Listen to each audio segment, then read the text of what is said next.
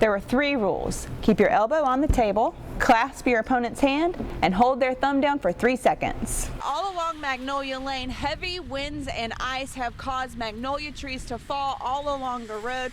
It's hard to believe that in just a few weeks' time, this entire area will be green and beautiful again just in time for Masters Week. This pile of debris on South Boundary is just a fraction of the damage left over from last month's ice storm, and officials say cleanup is just getting started. I'm on the scene of a brush fire about 300 yards off Damascus Road. You can see the ash and smoke behind me where crews are still working to control the fires. They say that the dry and windy conditions today are what caused these fires to spread. March is Brain Injury Awareness Month. It's the leading cause of death in children and adults ages 1 to 44. This weekend, more than 250 people gathered to show support for the survivors of brain injuries. Looking at Les Paul Morgan, you would never know he suffered a brain aneurysm 17 years ago. I couldn't speak, I couldn't walk, I couldn't talk. I couldn't do anything.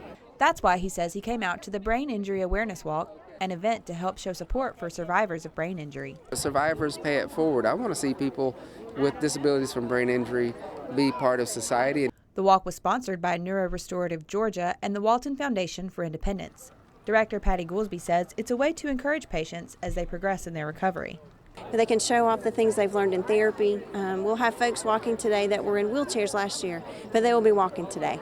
And so that's kind of a feat for them individually and for their family. Safe Kids Greater Augusta also attended the walk to raise awareness about the dangers of texting while driving. Beth Bishop says car accidents are the #1 cause of brain injuries, and texting can be a big distraction to drivers. Something moves in front of you, that's your visual distraction. And then you have a manual distraction, so you're reaching to grab something. And then you have a cognitive distraction, so you're thinking about something else. While the effects of a brain injury can be devastating, for survivors like Morgan, the support of the community makes all the difference. This brain injury support group, being a leader with Patty Goolsby and working with all the different people over here and the support group members has just changed my entire life.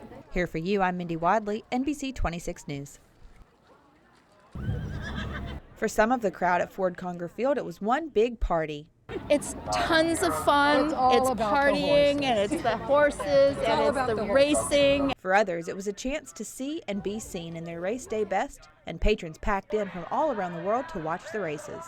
Here in Aiken, it's all about the hats, the hounds, and of course the horses. Trainers I spoke with tell me it isn't just winning a race that draws families to the sport. You have to be judged on your success, and they label success by winning, which was, great that we won a race today, but I'm equally as proud of the 2 that were 4th. And, people judge your success, but sometimes the one that was 4th might have been more difficult. Boucher says racing opens up her family to new experiences. In horse sports in general, you meet everybody and it brings you together, and it's amazing. You meet people from all over the country and you have something in common, which is love of animals. Race organizers tell me the heart of the animal shows when they trot onto the track. The fact that they go out there and they do their best, they put their head down and pin their ears and they try to beat the horse next to them. That determination showed up in race 3 of 6 when Le Chevalier, a gray gelding, stumbled over a jump and lost his rider, but finished the race on his own. While the horses were running, the party was in full swing. Jello shots! And even the horses got to enjoy a cold drink after a hard day's work. Here for you, I'm Mindy Wadley, NBC 26 News.